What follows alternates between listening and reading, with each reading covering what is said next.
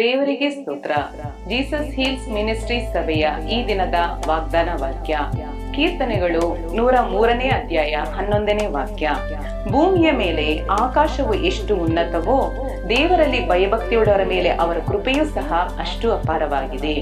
ಪ್ರಿಯ ದೇವಜನರೇ, ನಾವು ಸತ್ಯವೇದದಲ್ಲಿ ಆದಿಕಾಂಡ 6ನೇ ಅಧ್ಯಾಯ 8 ಮತ್ತು 9ನೇ ವಾಕ್ಯದಲ್ಲಿ ನೋಡುವಾಗ ಭಕ್ತನಾದಂತಹ ನೋಹನು ತನ್ನ ಜೀವಿತದಲ್ಲಿ ನೀತಿವಂತನು ತಪ್ಪಿಲ್ಲದವನೂ ಆಗಿ ದೇವರ ಮುಂದೆ ಭಯಭಕ್ತಿಯುಳ್ಳವನಾಗಿ ನಡೆದುಕೊಂಡದ್ದರಿಂದ ಅವರಿಗೆ ಆ ಒಂದು ಕಾಲದಲ್ಲಿ ಉಂಟಾದಂತಹ ಒಂದು ಜಲಪ್ರಳಯದಲ್ಲಿ ನೋಹನ ಕುಟುಂಬವು ದೇವರ ಒಂದು ದಯೆಯು ದೊರಕಿ ದೇವರ ಒಂದು ಕೃಪೆಯು ದೊರಕಿ ಅವರ ಸಂರಕ್ಷಣೆಯನ್ನು ಹೊಂದಿಕೊಂಡರು.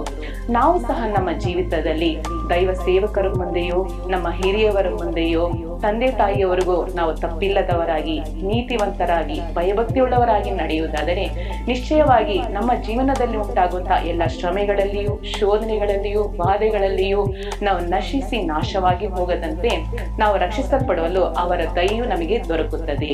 ಈ ದಿನ ನಮಗೆ ಶುಭಕರವಾಗಿರಲಿ.